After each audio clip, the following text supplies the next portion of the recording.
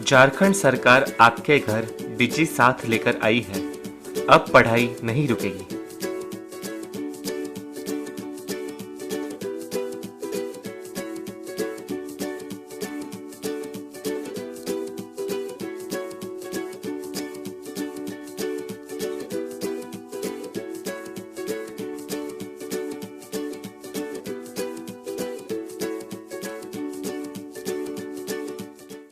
नमस्ते दोस्तों, आप सबका झारखंड सरकार के डीजी 7 प्रोग्राम में स्वागत है। आइए देखते हैं कि आज हम क्या पढ़ेंगे। आज के एपिसोड की शुरुआत हम कक्षा 10 के संसाधन और विकास के अध्याय से शुरू करेंगे और साथ ही साथ इसके बारे में कुछ रोचक सवालों को भी हल करेंगे। फिर कक्षा 10 के अंग्रेजी के अध्याय Nelson Mandela long walk to freedom के बारे में चर्चा करेंगे। ठीक उसके बाद हम कक्षा 12वीं के अध्याय ठोस अवस्था के बारे में पढ़ेंगे और फिर इसके बाद हम लोग इस अध्याय के ऊपर कुछ रोचक प्रश्नों को भी हल करेंगे। ठीक इसके बाद हम लोग कक्षा 12वीं के अध्याय जीवों में जनन के बारे में चर्चा करेंगे। फिर उसके बाद हम इसके आधार पर बहुत ही रोचक सवालों को भी हल करेंगे। तो आइए शुरू करते हैं अपना प्रोग्राम डीजी 7। अब पढ़ाई नहीं रुकेगी।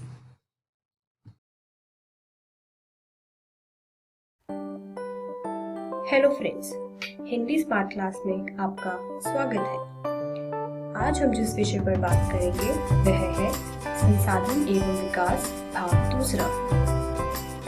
आज हम इस वीडियो में सीखेंगे भू संसाधन क्या है और मृदाओं का वर्गीकरण कैसे होता है। तो चलिए दोस्तों शुरू करते हैं। हम भूमि पर रहते हैं, इसी पर अनेकों आर्थिक क्रियाकलाप करते हैं और विभिन्न रूपों में इसका उपयोग भी करते हैं। अतः भूमि एक बहुत महत्वपूर्ण प्राकृतिक संसाधन है। प्राकृतिक वनस्पति, वन्य जीवन, मानव जीवन, आर्थिक क्रियाएं, परिवहन तथा संचार व्यवस्थाएं भूमि पर ही आधारित है। भारत में भूमि पर विभिन्न प्रकार की भू आकृतियां जैसे पर्वत पठार, मैदान आदि पाए जाते हैं। लगभग 43% भू क्षेत्र मैदान है जो कृषि और उद्योग के विकास के लिए सुविधाजनक है। पर्वत पूरे भू क्षेत्र के 30% भाग पर विस्तृत है।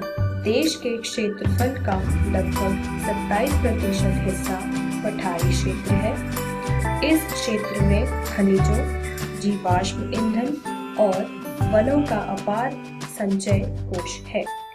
तो चलिए दोस्तों, अब हम जानते हैं कि हमें भू उपयोग यानी भूमि का उपयोग कहाँ और किस प्रकार से करना चाहिए। कृषि के लिए अनुपलब्ध भूमि, इसमें बंजर तथा कृषि अयोग्य भूमि। दूसरा, गैर कृषि प्रयोजनों में लगाई गई भूमि जैसे इमारतें, सड़क इत्यादि। परती भूमि के अतिरिक्त अन्य कृषि अयोग्य भूमि। यह 3 प्रकार की भूमि कृषि के लिए अनुपलब्ध भूमि में आती है। दूसरा, वन। हम भूमि का उपयोग वन में भी कर सकते हैं। तीसरा, विविध वृक्षों, वृक्ष फसलों तथा उपवनों के अधीन भूमि जो शुद्ध है, बोए गए क्षेत्रों में शामिल नहीं है। स्थायी चारागाहों तथा अन्य गोचर भूमि। चौथा, 5वां, परती भूमि। वर्तमान परती जहाँ एक कृषि वर्ष या उससे कम समय से खेती न की गई हो वह भूमि। और वर्तमान परती भूमि के अतिरिक्त अन्य परती भूमि या पुरातन परती जैसे कि जहाँ 1 से 5 कृषि वर्ष से खेती न की गई हो। छठा, शुद्ध यानी निवल बोया गया क्षेत्र। एक कृषि वर्ष में एक बार से अधिक बोए गए क्षेत्र को शुद्ध यानी निवल बोए गए क्षेत्र में जोड़ दिया जाए तो वह सकल कृषक क्षेत्र कहलाता है। तो चलिए दोस्तों, अब हम जानते हैं कि भारत में भू उपयोग प्रारूप कैसा है। भारत में भू उपयोग प्रारूप 2 तरीकों से है। पहला, भौतिक कार्य और दूसरा, मानवीय कार्य। भू उपयोग को निर्धारित करने वाले तत्वों में भौतिक कार्य जैसे भू आकृतिक, जलवायु और मृदा के प्रकार हैं तथा मानवीय कारक जैसे जनसंख्या घनत्व, प्रौद्योगिक क्षमता, संस्कृति और परंपराएं इत्यादि शामिल हैं। दोस्तों, यह थे कुछ भारत में भू उपयोग प्रारूप के विभिन्न रूप। दूसरा, शुद्ध यानी निवल बोए गए क्षेत्र का प्रतिशत भी विभिन्न राज्यों में भिन्न भिन्न है। जैसे पंजाब एवं हरियाणा में 80% भूमि पर खेती होती है, परंतु अरुणाचल प्रदेश, मिजोरम, मणिपुर और अंडमान निकोबार द्वीप समूह में 10% से भी कम क्षेत्र बोया जाता है। दोस्तों, यह थे 2 प्रकार के विभिन्न रूप जिसमें हम भारत में भू उपयोग प्रारूप देख सकते हैं। तो चलिए दोस्तों, अब हम जानते हैं कि भूमि निम्नीकरण और संरक्षण उपाय क्या है। दोस्तों, भूमि निम्नीकरण और संरक्षण उपाय यह है कि भूमि एक ऐसा संसाधन है जिसका उपयोग हमारे पूर्वज करते आए हैं तथा भावी पीढ़ी भी इसी भूमि का उपयोग करेगी। इसीलिए हमें चाहिए कि हम भूमि का सदुपयोग और समझदारी से उपयोग करें ताकि जो आने वाली पीढ़ी है यानी जो भावी पीढ़ी है उसके लिए भूमि निम्नीकरण न रहे। हम भोजन, मकान और कपड़े की अपनी मूल आवश्यकताओं का 95% भाग भूमि से प्राप्त करते हैं। मानव कार्यकलापों के कारण न केवल भूमि का निम्नीकरण हो रहा है बल्कि भूमि को नुकसान पहुंचाने वाली प्राकृतिक ताकतों को भी बल मिला है। दोस्तों, हमें अपनी भूमि का उपयोग ठीक ढंग से और समझदारी से करना चाहिए। चलिए दोस्तों, अब हम जानते हैं कि भूमि निम्नीकरण के कारण क्या हो सकते हैं। खनन के उपरांत खदानों वाले स्थानों को गहरी खाइयों और मलबे के साथ छोड़ दिया जाता है। खनन के कारण झारखंड, छत्तीसगढ़, मध्य प्रदेश और उड़ीसा जैसे राज्यों में वनोन्मूलन भूमि निम्नीकरण का कारण बना है। पशुचारी गुजरात, राजस्थान, मध्य प्रदेश और महाराष्ट्र में अति पशुचारण भूमि निम्नीकरण का मुख्य कारण है। पंजाब और हरियाणा जैसे राज्यों में अधिक सिंचाई भूमि निम्नीकरण के लिए उत्तरदायी है। पिछले कुछ वर्षों से देश के विभिन्न भागों में औद्योगिक जल निकास से बाहर आने वाला अपशिष्ट पदार्थ भूमि और जल प्रदूषण का मुख्य स्रोत। चलिए दोस्तों, अब हम मृदा संसाधन के बारे में भी जानते हैं। मृदा यानी सॉइल यानी मिट्टी। मृदा संसाधन मिट्टी अथवा मृदा सबसे महत्वपूर्ण नवीकरण योग्य प्राकृतिक संसाधन है। यह पौधों के विकास का माध्यम है। यह पृथ्वी पर विभिन्न प्रकार के जीवों का पोषण भी करती है।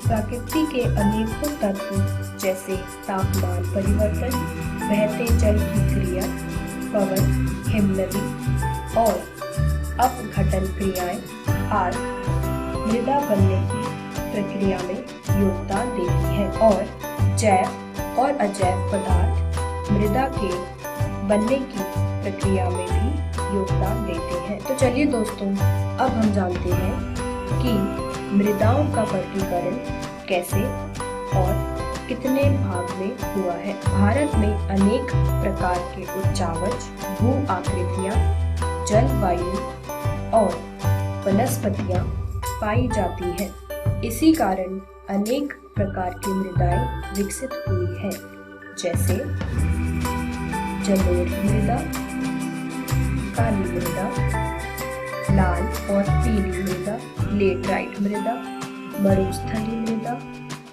और वन मृदा। दोस्तों, यह थे कुल 6 प्रकार की मृदाओं का वर्गीकरण। चलिए दोस्तों, अब हम जान लेते हैं कि मृदा अपरदन और संरक्षण क्या है। मृदा के कटाव और उसके बहाव की प्रक्रिया को मृदा अपरदन कहा जाता है। मृदा के बनने और अपरदन की क्रियाएं आमतौर पर साथ साथ चलती हैं और दोनों में संतुलन होता है। मानवीय क्रियाएं जैसे वनोन्मूलन, अति पशुचारण एवं निर्वाण इत्यादि से कई बार यह संतुलन भंग हो जाता है तथा प्राकृतिक तत्व जैसे पवन, हिमनदी और जल मृदा अपरदन करते हैं। तो चलिए दोस्तों, अब एक बार दोहरा लेते हैं कि हमने इस वीडियो में आज क्या सीखा। हमने इस वीडियो में आज सीखा कि भू संसाधन क्या होता है और मृदाओं का वर्गीकरण कितने भाग और कैसे हुआ है। दोस्तों, अब हम अगली वीडियो में सीखेंगे प्रैक्टिस क्वेश्चंस। धन्यवाद।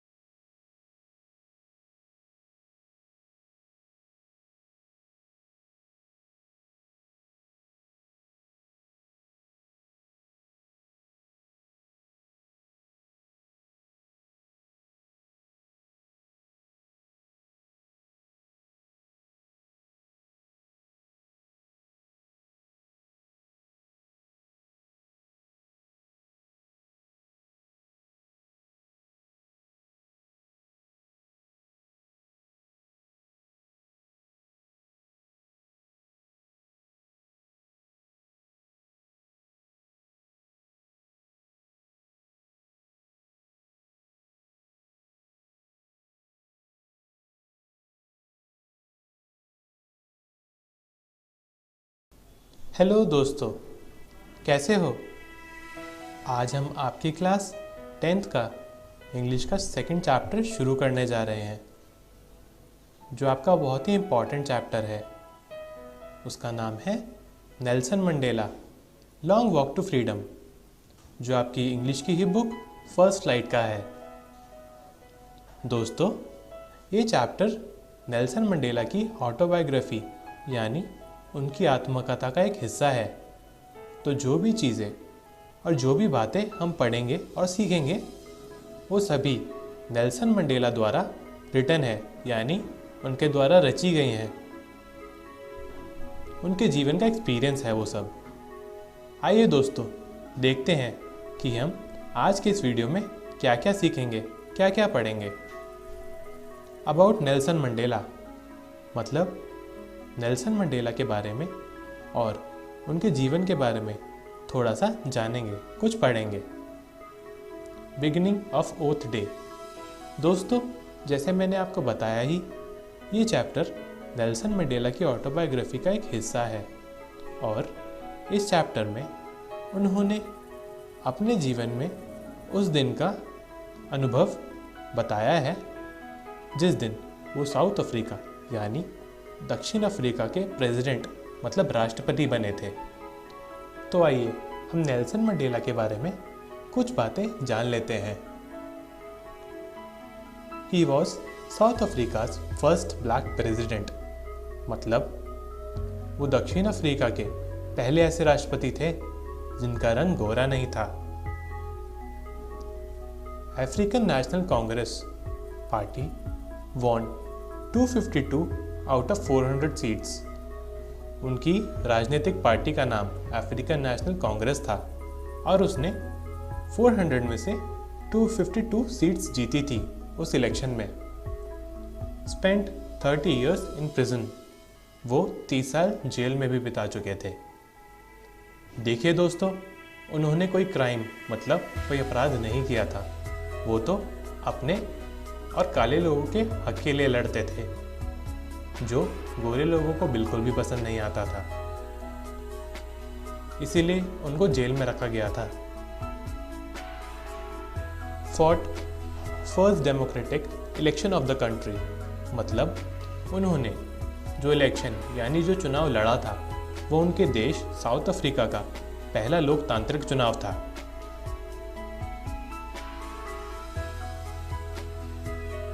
उनका कहना था, never never again will this beautiful land experience the operation of one by another.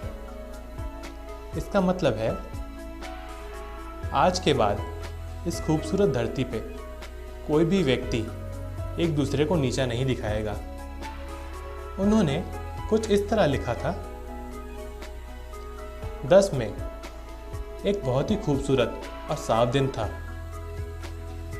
पिछले कुछ दिनों से दुनिया भर के कई बड़े और दिग्गज नेता मुझे बधाई देने आ रहे थे शपथ ग्रहण समारोह से पहले। ये शपथ ग्रहण समारोह अफ्रीका की मिट्टी पे पहली बार इतने बड़े स्केल पर हो रहा था। शपथ ग्रहण समारोह एक बहुत ही खूबसूरत एम्फी थिएटर यानी खुली जगह जहाँ बैठने का सारा प्रबंध होता है, सारा इंतज़ाम होता है, लेकिन उसकी छत नहीं होती। वो एम्फी थिएटर यूनियन बिल्डिंग का बनाया हुआ था बहुत दशकों से। दोस्तों, दशक मतलब 10 सालों का समूह। बहुत दशकों से ये गोरे लोगों की कुर्सी थी, लेकिन आज सब बदल जाएगा। अब से कोई भी रेसिज्म यानी कोई भी भेदभाव नहीं होगा, न जात को लेकर न रंग को लेकर। उस खूबसूरत सुबह मैं अपनी बेटी जिनानी के साथ आया था। स्टेज के ऊपर सबसे पहले मिस्टर डी क्लर्क ने सेकंड डिप्यूटी प्रेसिडेंट की पोस्ट के लिए शपथ ली थी। उसके तुरंत बाद थैबू म्बेकी ने फर्स्ट डेप्यूटी प्रेसिडेंट के लिए शपथ ली थी। फिर आई मेरी बारी। मैंने कहा, आज हम सबकी मौजूदगी के साथ हम इस नए युग की शुरुआत करेंगे जिस पर पूरी मनुष्यता गर्व करेगी। इन सभी चुनाव से पहले तक जब गोरे लोग इस कुर्सी पर बैठा करते थे तब तक बहुत ही रेसिज्म यानी बहुत ही भेदभाव था, फिर चाहे वो जात को लेकर हो या रंग को लेकर हो। लेकिन अब से इक्वालिटी रहेगी, कोई भी भेदभाव नहीं होगा। काले लोगों को भी देश की सेवा करने का पूरा मौका मिलेगा। इमेंसिपेशन मतलब सारी रिस्ट्रिक्शंस, सारी रोक टोक हट जाएंगी, हर रिस्ट्रिक्शन से आज़ादी मिलेगी। दोस्तों, आगे की कहानी हम अगली वीडियो में पढ़ेंगे। तो हमने आज की इस वीडियो में क्या सीखा? अबाउट नेल्सन मंडेला मतलब हमने नेल्सन मंडेला के बारे में कुछ बातें जानी, जैसे कि वो अपनी कंट्री साउथ अफ्रीका के पहले ऐसे राष्ट्रपति थे जिनका रंग गोरा नहीं था, और वो 30 साल जेल में भी बिता चुके थे। बिगिनिंग ऑफ ओथ डे और उनके शपथ ग्रहण समारोह वाले दिन सुबह सुबह क्या हुआ वो भी हमने जाना। दोस्तों, आप सब भी अपने घर जाकर अपनी बुक फर्स्ट फ्लाइट से सेकंड चैप्टर, जो आपका बहुत ही इम्पॉर्टेंट चैप्टर है जिसका नाम है Nelson Mandela long walk to freedom, वो ज़रूर पढ़ें ताकि आपको सब अच्छे से समझ आए। अगली वीडियो में हम पढ़ेंगे आफ्टर ओथ सेरेमनी मतलब शपथ ग्रहण समारोह के बाद क्या हुआ। इनॉग्रेशन डेज थॉट यानी जिस दिन से काम शुरू करना था उस दिन नेल्सन मंडेला के दिमाग में क्या क्या ख्याल आ रहे थे। Thank you. हेलो दोस्तों, कैसे हो? पिछली वीडियो में हमने आपकी क्लास 10th का इंग्लिश का दूसरा चैप्टर, जिसका नाम है Nelson Mandela long walk to freedom, जो आपकी इंग्लिश की ही बुक फर्स्ट फ्लाइट का है, वो शुरू कर दिया था। दोस्तों, क्या आप सबको याद है कि हमने पिछली वीडियो में क्या क्या पढ़ लिया था? हमने पढ़ा था कि ये चैप्टर नेल्सन मंडेला की ऑटोबायोग्राफी मतलब उनकी आत्मकथा का एक पार्ट, एक हिस्सा है, और हमने नेल्सन मंडेला के बारे में कुछ इंपॉर्टेंट बातें मतलब कुछ जरूरी चीजें जान ली थी, जैसे कि वो साउथ अफ्रीका के पहले ऐसे राष्ट्रपति थे जिनका रंग गोरा नहीं था। वो जेल में 30 साल बिता चुके थे। देखिए दोस्तों, मैंने आपको पिछली वीडियो में भी बताया था कि उन्होंने कोई क्राइम मतलब कोई अपराध नहीं किया था जिसकी उनको सजा मिल रही थी। वो तो अपने और काले लोगों के हक के लिए लड़ते थे, जो गोरे लोगों को बिल्कुल भी पसंद नहीं आता था, इसलिए उनको जेल में रखा जा रहा था। उनकी राजनीतिक पार्टी का नाम अफ्रीकन नेशनल कांग्रेस था, जिसने 400 में से 252 सीट्स जीती थी। नेल्सन मंडेला ने जो इलेक्शन मतलब जो चुनाव लड़ा था, वो उनकी कंट्री, उनके देश का पहला डेमोक्रेटिक मतलब पहला लोकतांत्रिक चुनाव था। इस चैप्टर में उनकी ऑटोबायोग्राफी मतलब उनकी आत्मकथा का वो हिस्सा है जिस दिन उनकी ओथ सेरेमनी यानी उनका शपथ ग्रहण समारोह था। आइए देखते हैं हम आगे के चैप्टर में और आगे की इस वीडियो में क्या पढ़ेंगे और क्या क्या सीखेंगे। आफ्टर ओथ सेरेमनी मतलब शपथ ग्रहण समारोह के बाद क्या क्या हुआ था और नेल्सन मंडेला के दिमाग में क्या क्या आ रहा था। इनॉग्रेशन डेज थॉट मतलब जिस दिन उन्होंने काम शुरू करना था उस दिन से उनके दिमाग में, उनके मन में क्या क्या ख्याल, क्या क्या थॉट्स आ रहे थे। तो आइए आगे की कहानी हम शुरू करते हैं, पढ़ते हैं। नेल्सन मंडेला ने आगे की कहानी कुछ इस तरह लिखी है। शपथ ग्रहण समारोह के बाद जब हम सब ने अपनी नजरें उठाई तो देखा कि एयरफोर्स यानी हवाई सेना के जहाज हमारे सम्मान, हमारी रिस्पेक्ट में बहुत बढ़िया प्रदर्शन कर रहे थे। आर्मी भी परेड करते हुए हमारे सम्मान, हमारी रिस्पेक्ट में हमें सैल्यूट कर रही थी। लेकिन मैं वो समय आज भी नहीं भूला था। मेरे दिमाग में और मेरे मन में अभी भी वही ख्याल थे कि कुछ समय पहले की ही बात है ज़्यादा साल नहीं हुए हैं जब यही ट्रूप्स मतलब यही जवान मेरे को अरेस्ट यानी गिरफ्तार कर लिया करते थे। वो दिन मेरे लिए बहुत यादगार है और मेरे लिए बहुत खुशी का दिन था। उस दिन देश में 2 नेशनल एंथम यानी 2 राष्ट्रगान बजाए गए थे। गोरे लोगों के लिए वही पुराना राष्ट्रगान था जो वो लोग शुरू से गाते आ रहे थे और जिसे गाने की परमिशन हम काले लोगों को नहीं थी। और हमारे लिए पहली बार बज रहा था हमारा राष्ट्रगान डाई स्टेम। भले ही उस दिन किसी को भी राष्ट्रगान के लिरिक्स यानी उसके बोल याद नहीं थे, लेकिन सब लोग दिल से राष्ट्रगान गा रहे थे।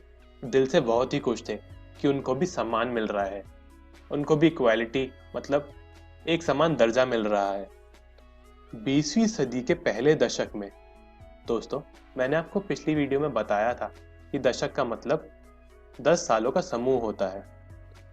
20वीं सदी के पहले दशक में एंग्लो बोअर वॉर मतलब एंग्लो बोअर जंग के कुछ समय बाद ही गोरे लोगों ने जात पात और रंग को लेकर डिस्क्रिमिनेशन यानी भेदभाव शुरू कर दिया था।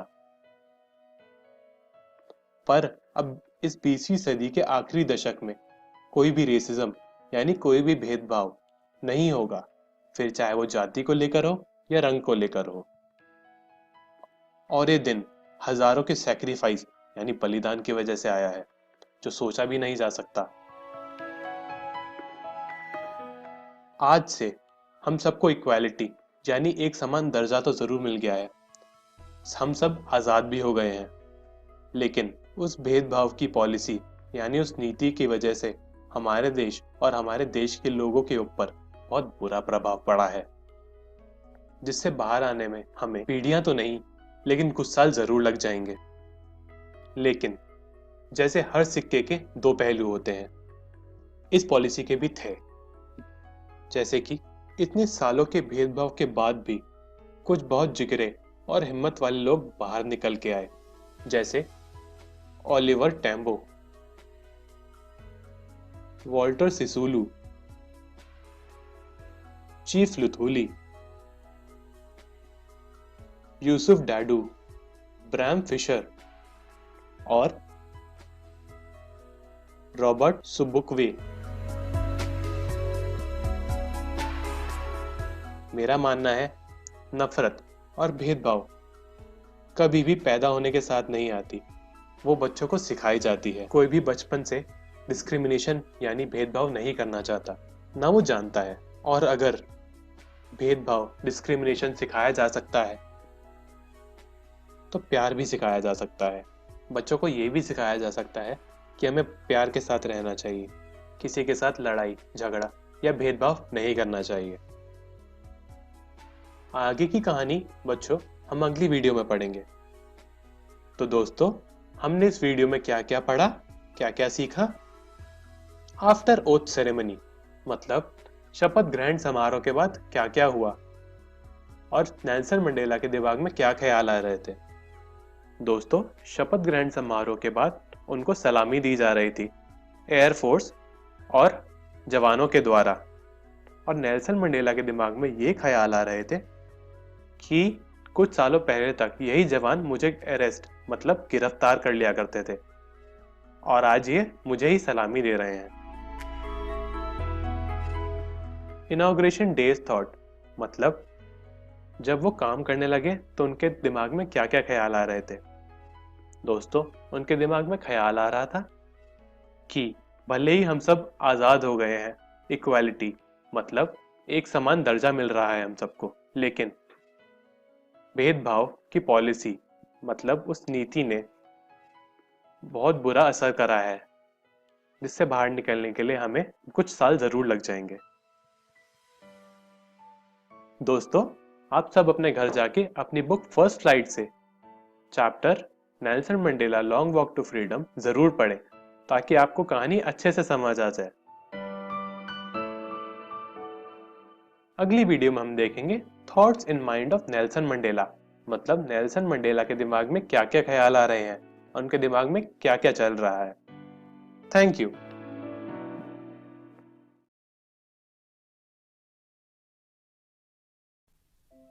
नमस्कार दोस्तों, आज हम ठोस अवस्था का चौथा भाग शुरू करने जा रहे हैं।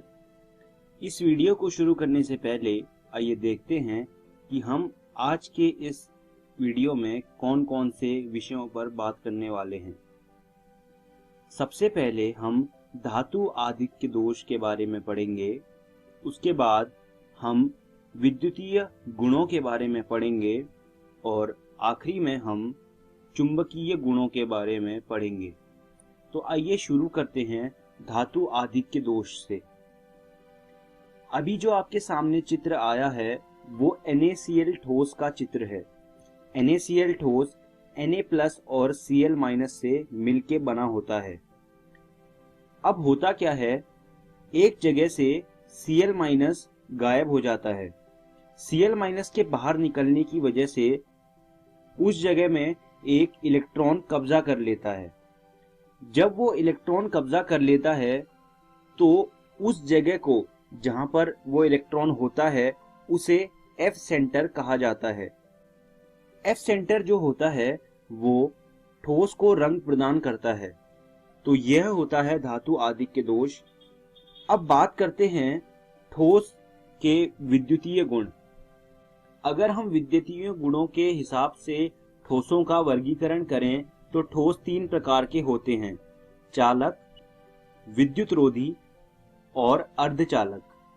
चालक वो ठोस होते हैं जो अपने में से विद्युत को आराम से जाने देते हैं। विद्युत रोधी वो होते हैं जो विद्युत का विरोध करते हैं, उनमें से विद्युत नहीं जा पाती। और अर्धचालक वह ठोस होते हैं जिनमें से विद्युत किसी किसी अवस्था में जा पाती है और किसी अवस्था में वो विद्युत का विरोध करते हैं। अब बात करते हैं ठोस पदार्थों में विद्युत का प्रवाह। इसको हम बैंड डायग्राम से समझते हैं। बैंड डायग्राम में क्या होता है, 2 तरह के बैंड होते हैं। एक होता है रिक्ति बैंड और एक होता है संयोजक बैंड। जैसा कि आप चित्र में देख रहे हैं, जो नीले रंग में बैंड है उसे रिक्ति बैंड कहते हैं और जो सफेद रंग में बैंड है उसे संयोजक बैंड कहते हैं। जो इलेक्ट्रॉन होता है वो रिक्ति बैंड में मौजूद होता है, लेकिन अगर हम चाहते हैं कि विद्युत का प्रवाह हो तो उसके लिए हमें इलेक्ट्रॉन को रिक्ति बैंड से संयोजक बैंड में डालना होगा। यह तभी मुमकिन है जब दोनों बैंडों के बीच का जो अंतराल है वो लघु हो या फिर वो हो ही ना। तो धातु के केस में क्या होता है, जो रिक्ति बैंड होता है और जो संयोजक बैंड होता है वो एक दूसरे के ऊपर समा जाते हैं। तो इसकी वजह से क्या होता है, विद्युत के प्रवाह में कोई विरोध उत्पन्न नहीं होता। और वहीं अगर हम बात करें अचालक की, तो अचालक के केस में क्या होता है, रिक्ति बैंड और संयोजक बैंड के बीच में जो अंतराल होता है वो काफी ज्यादा होता है।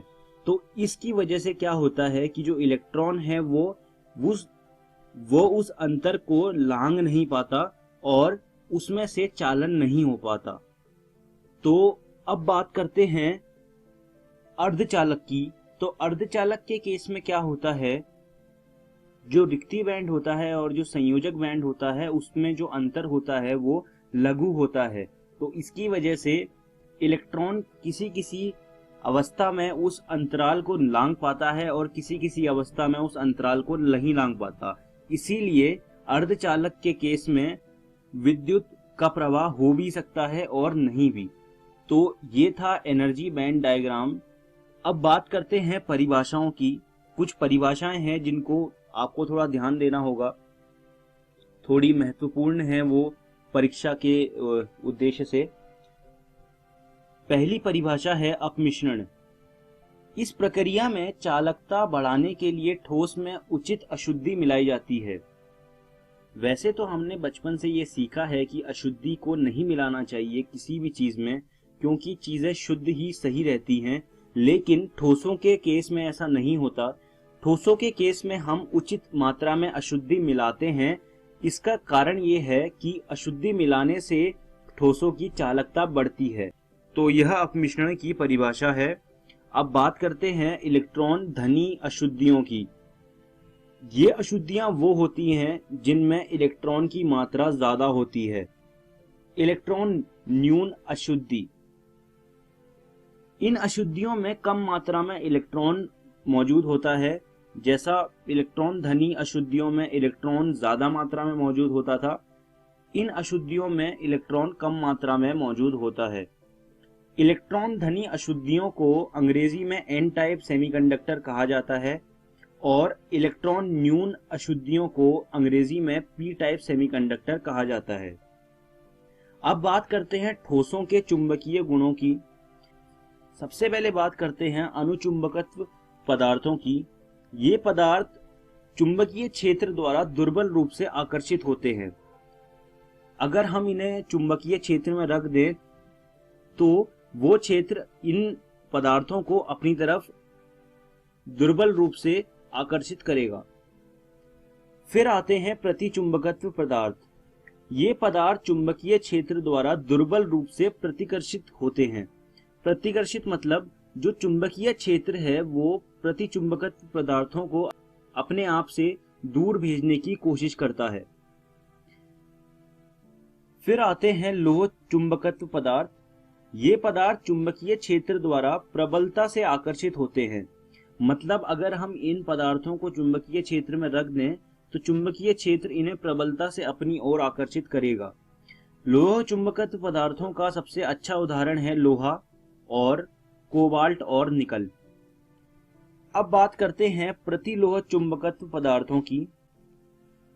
इन पदार्थों में डोमेन जो होते हैं वह एक दूसरे के विपरीत अभिविन्यासित होते हैं। तो यह थे ठोसों के चुंबकीय गुण। अब हम इस वीडियो के अंत में आ गए हैं, तो आइए देखते हैं हमने आज की इस वीडियो में कौन कौन सी चीजें पढ़ी। सबसे पहले हमने धातु आदि के दोषों के बारे में पढ़ा। उसके बाद हमने विद्युतीय गुणों के बारे में पढ़ा। उसके बाद हमने चुंबकीय गुणों के बारे में पढ़ा। मैं उम्मीद करता हूं कि आपको मेरी पढ़ाई हुई चीजें समझ आई होंगी और एक सुझाव देना चाहता हूं कि आप रसायन विज्ञान की एनसीईआरटी भाग 1 से ये सारी चीजें एक बार दोबारा पढ़ लीजिएगा और इस अध्याय के सारे प्रश्न एक बार हल कर लीजिएगा। ऐसा करने से आपके जो कॉन्सेप्ट्स हैं वो अच्छे से क्लियर हो जाएंगे। धन्यवाद दोस्तों।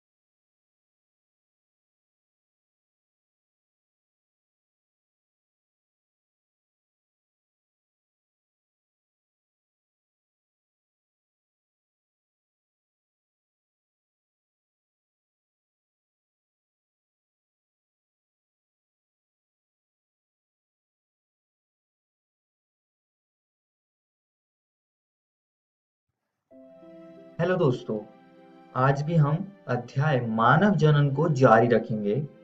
पिछली वीडियो में हमने युग्मक जनन और युग्मकों की संरचना के बारे में पढ़ा था। इस वीडियो में हम आर्तव चक्र और अंडोत्सर्ग को समझेंगे। तो चलिए शुरू करते हैं। अब दोस्तों, आर्तव चक्र मादा प्राइमेटो यानी कि बंदर, मनुष्य आदि में होने वाला जनन चक्र है। स्त्रियों में यह आर्तव चक्र प्रायः 28 या 29 दिनों की अवधि के बाद दोहराया जाता है। आइए जान लेते हैं कि यह होता क्या है। आर्तव चक्र नियमित प्राकृतिक परिवर्तन है जो महिला प्रजनन प्रणाली, विशेष रूप से गर्भाशय और अंडाशय में होता है, जो गर्भावस्था को संभव बनाता है। यह ओसाइट के उत्पादन के लिए, गर्भावस्था के लिए तथा गर्भाशय की तैयारी के लिए आवश्यक है। एक ऋतुस्राव या रजोधर्म से अगले ऋतुस्राव या रजोधर्म तक के घटना को आर्तव चक्र कहते हैं और ये ऐसे ही चलती रहती है। आइए दोस्तों अब आर्तव चक्र के चरणों को समझ लेते हैं। इसमें जो सबसे पहला चरण है वो है ऋतुस्राव या रजोधर्म, दूसरा है पुटकीय प्रावस्था और तीसरा है स्रावी प्रावस्था। अब दोस्तों ऋतुस्राव यानी कि रजोधर्म में रक्तस्राव होता है जो कि गर्भाशय की अंतःस्तर परत और उसकी रक्त वाहिनियों के नष्ट होने के कारण होता है। पुटकीय प्रावस्था में परिपक्व फॉलिकल का विकास होता है और दोस्तों स्रावी प्रावस्था में अंडोत्सर्ग के बाद की सारी घटनाएं होती हैं जिसमें कि पित्तपिंड का बनना भी शामिल है। आइए सबसे पहले अंडोत्सर्ग को समझते हैं। ये आर्तव चक्र की एक घटना है जिसमें कि अंड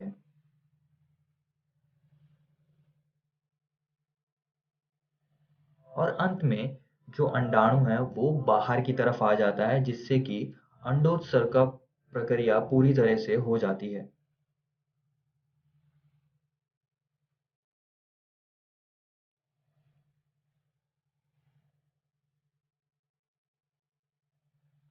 ये अंडाणु गर्भाशय की ओर जाने लगता है। यह इस समय निषेचित हो सकता है। अगर निषेचन नहीं होता है तो ये रजोधर्म के कारण गर्भाशय परतों के साथ साथ योनि से बाहर आ जाएगा।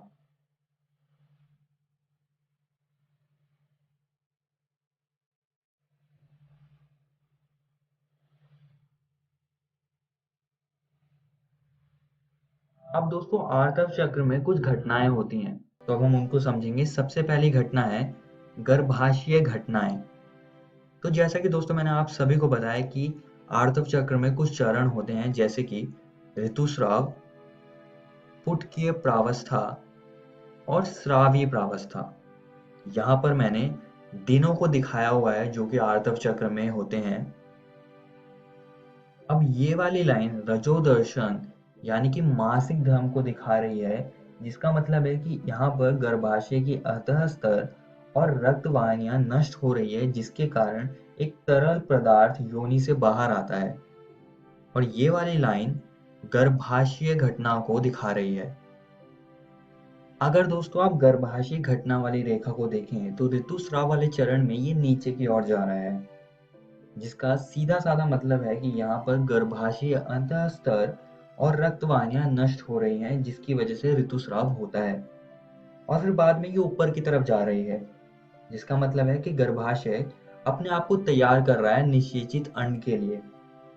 और दोस्तों अगर निषेचन नहीं होता है तो अगले चक्र का आरंभ हो जाएगा। आइए दोस्तों अब आगे बढ़ते हैं और पिट्यूटरी हार्मोन स्तर को समझते हैं।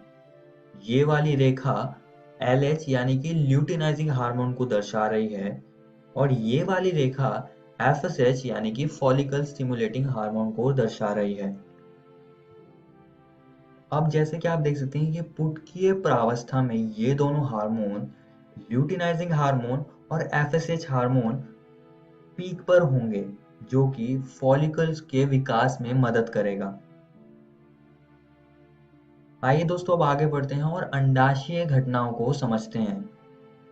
अब दोस्तों एस्ट्रोजन हार्मोन की मात्रा पुटकीय प्रावस्था में ज्यादा होगी जिससे कि फॉलिकल्स को मैच्योर होने में मदद होगी और साथ में follicle stimulating hormone luteinizing hormone भी इसमें मदद करेंगे जिसकी वजह से अंडोत्सर्ग होगा। अंडोत्सर्ग के बाद कॉर्पस लूटियम यानी कि पित्तपिंड बनता है जो कि प्रोजेस्टेरॉन और एस्ट्रोजन हार्मोन बहुत ज्यादा मात्रा में उत्पन्न करता है जिसकी वजह से ल्यूटिनाइजिंग हार्मोन और फॉलिकल स्टिमुलेटिंग हार्मोन का उत्पादन रुक जाता है। आइए इसको थोड़ा और अच्छे से समझते हैं। तो जैसा कि मैंने बताया कि FSH और LH उत्पन्न हो रहे हैं और साथ ही में एस्ट्रोजन भी फॉलिकल्स उत्पन्न करने लगेंगे जिसकी वजह से जो एस्ट्रोजन है वो पिट्यूटरी ग्लैंड पर ट्रिगर करेगा, जिससे कि ल्यूटिनाइजिंग हार्मोन और ज़्यादा मात्रा में उत्पन्न होने लगेगा, जिसकी वजह से जो फॉलिकल्स है वो मैच्योर हो जाएंगे, मैच्योर oocyte बन जाएगा। ये मैच्योर oocyte अंडोत्सर्ग के लिए एकदम तैयार है। यहाँ पर ये अंडाणु को रिलीज कर देगा, उसको निकाल देगा।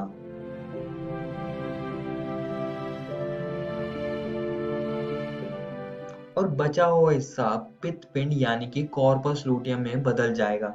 इसके बारे में हमने इससे पिछली वीडियो में भी पढ़ा था।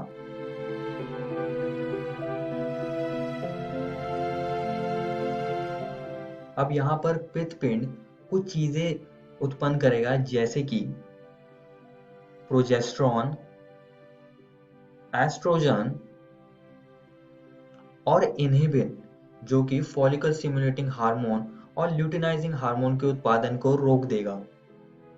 अब यहाँ पर पित्तपिंड जो प्रोजेस्टेरॉन उत्पन्न कर रहा है, ये गर्भाशय अंतःस्तर और रक्तवाहिनियों को वापस बनाने में मदद करेगा, जिससे कि ये आर्तव चक्र फिर से चलता रहे। तो कुछ इस तरह से आर्तव चक्र होता है। आइए इसकी कुछ और महत्वपूर्ण बातों को समझते हैं। रजोदर्शन, प्रथम ऋतुस्राव, रजोध्रम, जो कि यौवनारंभ में शुरू होता है। रजोनिवृत्ति, स्त्री में यह आर्तव चक्र 50 वर्ष की आयु के लगभग बंद हो जाता है। इस स्थिति को रजोनिवृत्ति कहा जाता है। तो ये दोनों शब्द आप सभी को याद रखने हैं और इसकी परिभाषा भी। इस वीडियो में हमने आर्तव चक्र के बारे में पढ़ा, जिसमें कि हमने इसके चरण, इसकी घटनाएं और अंडोत्सर्ग को समझा। और दोस्तों, मैं आप सभी को एक और बात बताना चाहता हूँ कि आज हमने आपकी एनसीईआरटी किताब के ये टॉपिक को खत्म कर लिया है। आप इनको जरूर घर से किताब से पढ़कर आइएगा। अगली वीडियो में हम निषेचन और अंतरोपण को समझेंगे। धन्यवाद।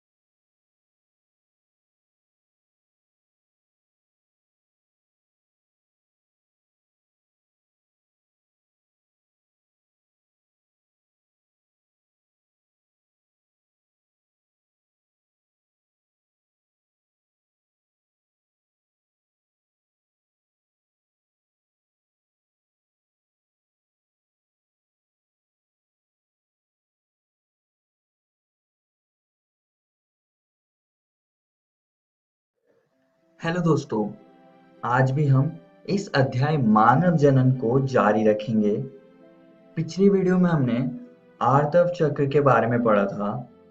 इस वीडियो में हम निषेचन और अंतरोपण के बारे में पढ़ेंगे।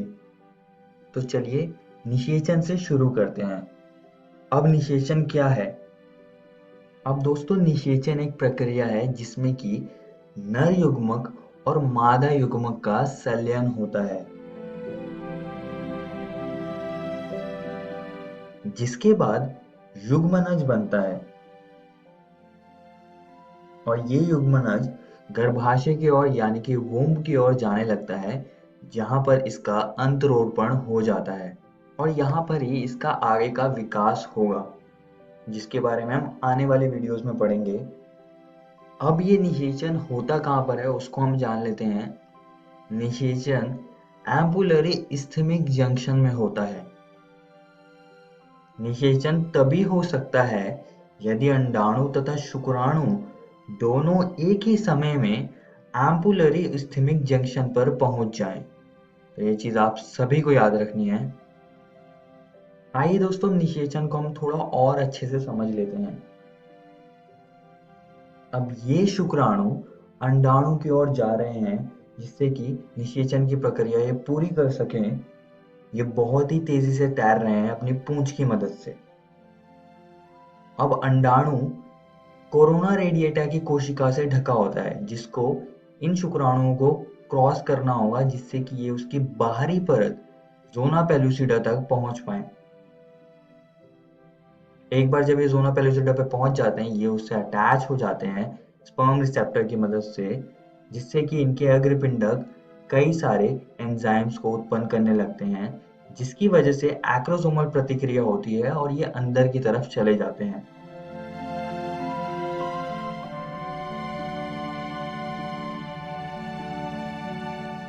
सबसे पहला शुक्राणु जो यहाँ पर संपर्क करेगा वो अंड को निषेचित कर देगा।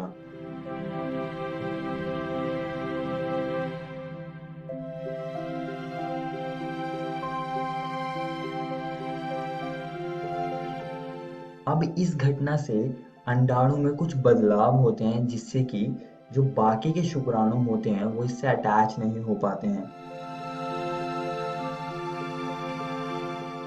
ये अंडाणु कुछ रसायन भी उत्पन्न करने लगता है जो शुक्राणुओं को बाहर की ओर धकेल देता है।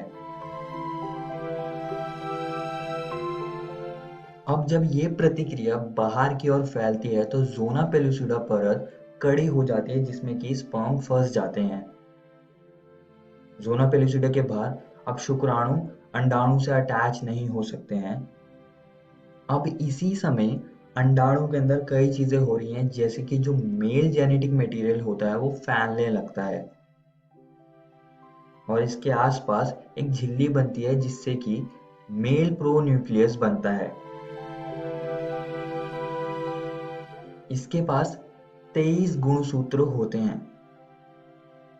दूसरी ओर फीमेल जेनेटिक मटेरियल भी विभाजित होना खत्म करता है और फीमेल प्रोन्यूक्लियस बनाता है। इसके पास भी 23 गुणसूत्र होते हैं। अब जब ये दोनों बन जाते हैं तो मकड़ी के जालीनुमा कुछ संरचना, जिन्हें हम माइक्रोट्यूब्यूल कहते हैं, इन दोनों को पास पास लाने लगते हैं। जब ये दो सेट क्रोमोसोम्स के आपस में जुड़ जाते हैं तो फर्टिलाइजेशन यानी कि निषेचन की प्रक्रिया पूरी हो जाती है। इस समय एक अनोखा जेनेटिक कोड बनता है जो कि बताता है शिशु का लिंग, शिशु के बाल का रंग, आंखों का रंग आदि। अब ये युग्मनज धीरे धीरे अंडवाहिनी के थ्रू गर्भाशय तक जाता है, जहां पर जिसका अंकुरोत्पन्न हो जाएगा और जहां पर ये आगे विकास करेगा।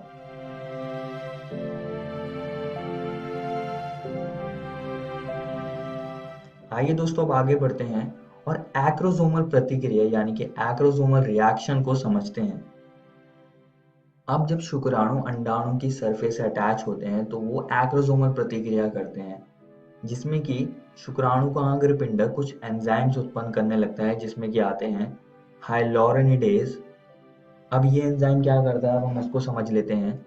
यह एंजाइम हाइलोरेनिक एसिड को लुप्त कर देता है, जो कि फॉलिकल कोशिकाओं या ग्रैनुलोसा कोशिकाओं के सीमेंटिंग के लिए जिम्मेदार है।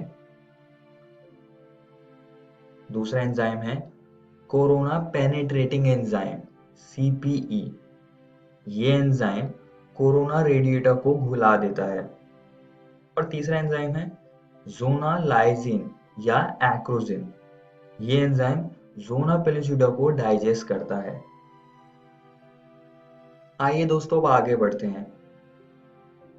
अब दोस्तों, जब द्विगुणित युग्मनज बन जाता है तो वो अंकुरोत्पन्न से पहले विभाजित होता है, जिसे हम क्लीवेज स्टेज कहते हैं। अब इसको समझते हैं। यह एक युग्मनज है जिसमें कि विभाजन होता है और यह 16 कोशिकाओं में बदल जाता है, जिसको हम ब्लास्टोमेर्स यानी कि कोरक खंड कहते हैं। और ये सारी प्रक्रिया निषेचन होने के 24 घंटों के भीतर में होती है। 3 दिन बाद ये कोशिकाएं थोड़ी जटिल हो जाती हैं, जिससे हम कह सकते हैं तूतक यानी कि मोरुला। अब ये तूतक विभाजित होना जारी रखता है और ब्लास्टोसिस्ट यानी कि कोरक पुट्टी नाम की संरचना में बदल जाता है। जिसमें कि यहाँ पर पोषकोरक यानी कि ट्रोफोब्लास्ट कोशिकाएं होती हैं जो कि प्लेसेंटा और दूसरी ब्लड वेसल्स को बनाने में मदद करती हैं। और यहाँ पर अंतर कोशिका समूह यानी कि इनर सेल मास होता है जो कि भ्रूण में बदल जाता है। आइए दोस्तों अब अंतरोपण यानी कि इम्प्लांटेशन को समझते हैं। आइए अब जान लेते हैं कि अंतरोपण में होता क्या है। जैसा कि आप देख सकते हैं जो कोरक पुटी है ये गर्भाशय में पहुंच चुकी है जहां पर ये कुछ स्राव को अवशोषित करने लगती है और कुछ दिन बाद ये गर्भाशय की अंतः स्तर पर जाके चिपक जाती है, जिसे कि हम इम्प्लांटेशन यानी कि अंतरोपण कहते हैं। और यहाँ पर जो पित्तपिंडक होता है कॉर्पस लूटियम, जिस संरचना के बारे में हमने इससे पिछली वीडियो में बात की थी, वह एस्ट्रोजन और प्रोजेस्टेरॉन हार्मोन को उत्पन्न करने लगती है जिससे कि अंतरोपण की प्रक्रिया पूरी हो जाती है। इस वीडियो में हमने निषेचन के बारे में पढ़ा और हमने अंतरोपण को भी समझा। और दोस्तों मैं आप सभी को एक और चीज बताना चाहता हूँ कि आज हमने आपकी एनसीईआरटी किताब के ये 2 टॉपिक्स को खत्म कर लिया है। आप इनको जरूर घर से किताब से पढ़कर आइएगा। अगली वीडियो में हम भ्रूणीय परिवर्धन, प्रसव और दुग्ध श्रवण के बारे में चर्चा करेंगे। धन्यवाद।